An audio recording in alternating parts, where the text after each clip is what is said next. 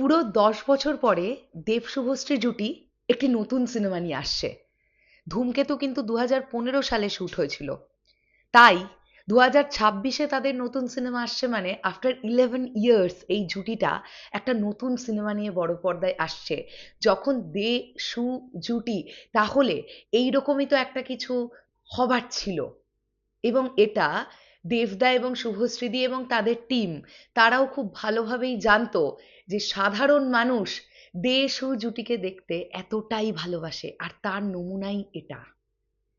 যেটা পোস্ট করেছে দেব entertainment ventures, আমরা আজকে এটা প্রাউড ফিল করে বলতে পারি যে হ্যাঁ, এইরকম একটা জুটি এতগুলো বছর পরে আসছে। 10 মাস, 9 মাস, 9.5 মাস আগে থেকে অ্যাডভান্স বুকিং ওপেন হবার পরে প্রথম 26 ঘন্টার মাথাতে একটা 5-6টা সিনেমা হলে সোল্ড আউটের লিস্ট দিতে পারে, অলমোস্ট ফুলের লিস্ট দিতে পারে 7-8টা সিনেমা হলে। আর বাকিগুলো এখনো অ্যাভেলেবল আছে।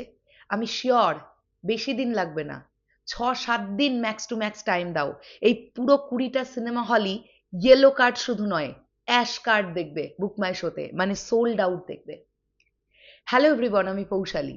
চলে এলাম আরও একটা নতুন ভিডিও নিয়ে, এবং এই ভিডিওতে আজকে এই কথাটা বলে রাখছি, মিলিয়ে নিও।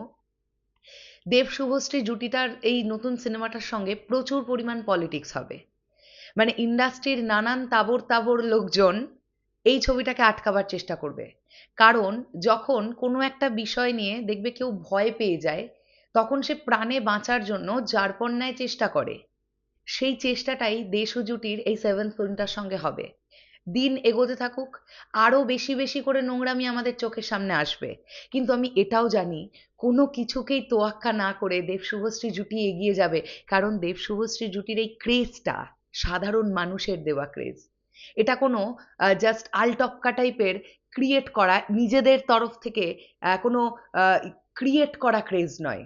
যদি ক্রিয়েট করা ক্রেজি হতো, তাহলে 26 ঘন্টার মাথায় দেব এন্টারটেনমেন্ট ভেঞ্চার্স এই সোল্ড আউটের লিস্টটা দিতে পারতো না।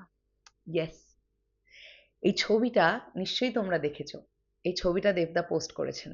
এখানে আমরা দেখতে পাচ্ছি সোল্ড আউট আছে SSR Globe, RDB Salt Lake, Priya cinema, SSR Barasat, silver screen Baharampur, cinema Haat Chandannagar. তাহলে এইখানে আমরা দেখতে পাচ্ছি শুধু কলকাতার নিরিখেই সোল্ড আউট গেছে, মফস্বল এরিয়ায় যায়নি, চন্দননগরে যায়নি, বহরমপুরে যায়নি।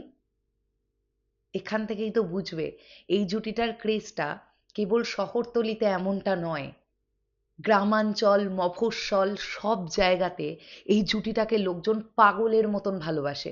যারা ভালোবাসে তারা পাগলের মতন ভালোবাসে এই জুটিটাকে।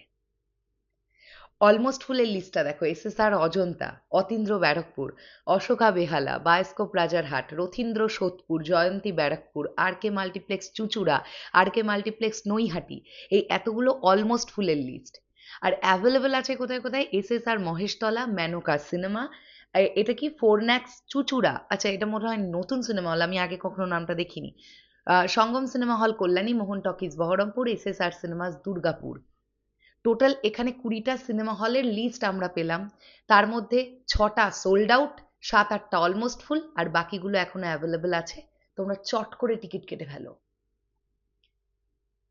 আমার মনে হয় আমরা 2026-এর দুর্গাপুজোয় বাঙালি সিনেপ্রেমী মানুষেরা একটা বিরাট বড় ইতিহাসের সাক্ষী হতে চলেছি, যেটার পূর্বাভাস আমরা এখন থেকেই পাচ্ছি। চলো শেষ করলাম ভিডিওটা, দেখা হচ্ছে আবার খুব শিগগিরই। তাহলে এখনের জন্যে টাটা।